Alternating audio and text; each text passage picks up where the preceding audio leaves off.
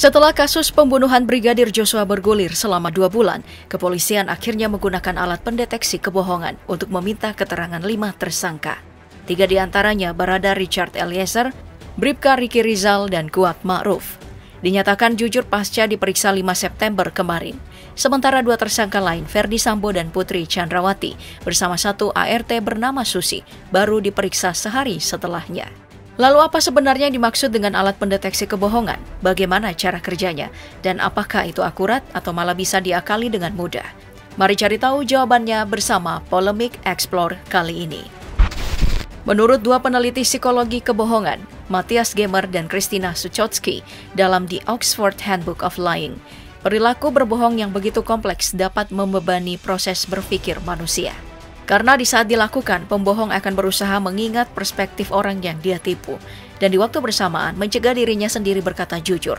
Sederhananya, mereka harus memilah dengan teliti mana kebenaran yang harus dikatakan dan disembunyikan. Kemudian, mencocokkan urutan perkataannya sendiri dari waktu ke waktu. Proses memilah inilah yang membebani otak, sebab pasti terjadi di bawah tekanan emosional. Macam rasa marah, takut, bersalah, atau malah senang saat tidak ketahuan. Makanya pasti ada respon samar yang ditunjukkan oleh tubuh seseorang saat berbohong. Dan dari situlah para pakar mengembangkan berbagai fokus metode untuk mendeteksi kebohongan.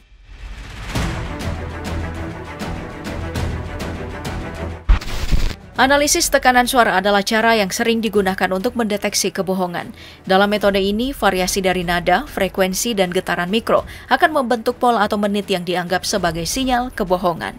Kemudian, ada pengkodean mikroekspresi yang dikembangkan oleh profesor psikologi bernama Paul Ekman untuk memeriksa emosi tersembunyi berdasarkan ekspresi yang muncul selama kurang dari 5 detik.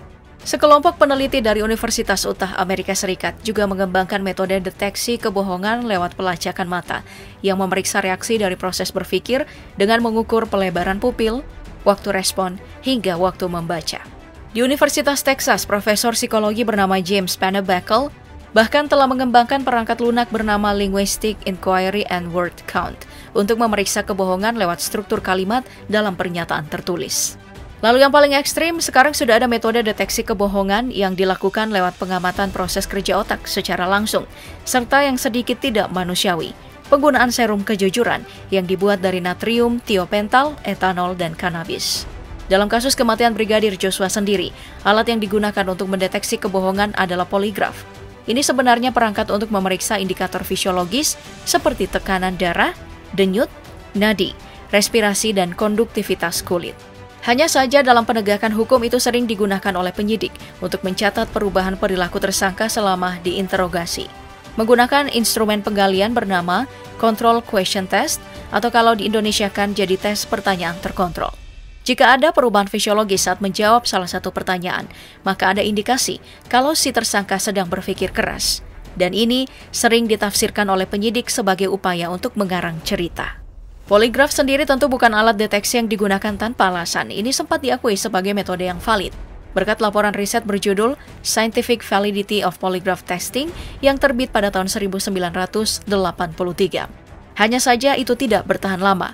Begitu masuk tahun 2002, lembaga riset pemerintah Amerika Serikat, National Research Council, sebelum berganti nama jadi National Academy of Sciences.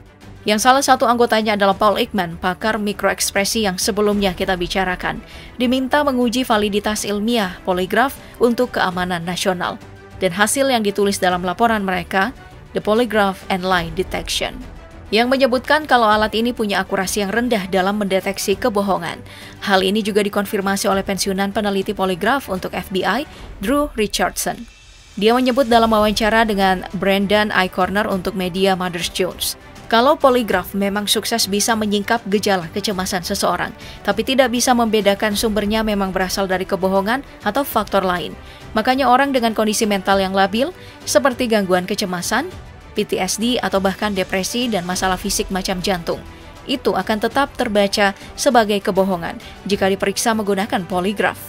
Dan semua faktor barusan bukan satu-satunya hal yang bisa mempengaruhi tes. Kondisi seperti suhu ruangan serta kebisingan di sekitar lokasi juga bisa membuat hasilnya berubah.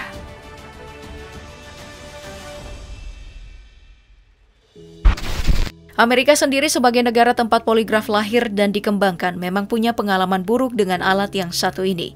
Seorang mantan perwira tinggi CIA bernama Aldrich Ames berhasil menyembunyikan identitasnya selama bertahun-tahun sebagai agen KGB, lembaga intelijen Uni Soviet. Dia berhasil mengakali poligraf tanpa terdeteksi pada tahun 1986 dan 1991. Dan saat ketahuan, itu justru bukan karena alat tes ini, tapi karena gaya hidup mewahnya yang mencurigakan. Saat ditanya bagaimana caranya mengakali poligraf, Aldrich hanya menjawab kalau dia diberi instruksi oleh Soviet untuk tidur nyenyak, istirahat, dan tetap rileks. Dia juga diminta bersikap baik, persuasif, dan kooperatif selama pemeriksaan. Aldrich bukan satu-satunya yang berhasil mengakali alat ini. Masih ada mata-mata asal Kuba bernama Ana Montes yang jadi legenda karena hal tersebut. Hasil pemeriksaan poligraf memang bisa ditipu jika tahu kelemahannya. Orang yang minum obat penenang untuk mengurangi kecemasan atau menggunakan antirespiran untuk mencegah keringat dapat membuat respon fisiologis berubah jadi konstan. Itu sebabnya, setelah kelemahan ini terbukti, ditambah hasil riset dari lembaga yang berwenang, beberapa pengadilan di negara bagian Amerika Serikat akhirnya melarang penggunaan hasil tes poligraf sebagai alat bukti persidangan. Tapi tidak begitu dengan lembaga penyidikan seperti kepolisian, FBI, NSA, serta CIA. Sampai tahun 2018, seperti dilansir dari Wired, mereka masih mengeluarkan anggaran sebesar 2 juta US dollar atau setara dengan 29 miliar rupiah per tahunnya untuk menggunakan poligraf dalam interogasi, dengan biaya 700 US dollar atau 10 jutaan rupiah dalam sekali tesnya. Lalu bagaimana dengan para tersangka kematian Brigadir Joshua? Apakah sebenarnya tujuan penggunaan alat ini dalam pemeriksaan? Pihak Polri sejauh ini memberi keterangan, tapi menurut pakar psikologi forensik Reza Andragiri Amril, dalam wawancara dengan iNews, hasil pemeriksaan dari tes poligraf tidak ideal untuk disodorkan sebagai bukti persidangan. Karena sejalan dengan pandangan sains arus utama, Reza berpendapat kalau poligraf hanya mendeteksi perubahan fisiologis, bukan mendeteksi kebohongan. Makanya ketimbang jadi bukti untuk menguatkan dakwaan, itu lebih cocok dijadikan petunjuk yang akan diolah lebih lanjut oleh penyidik.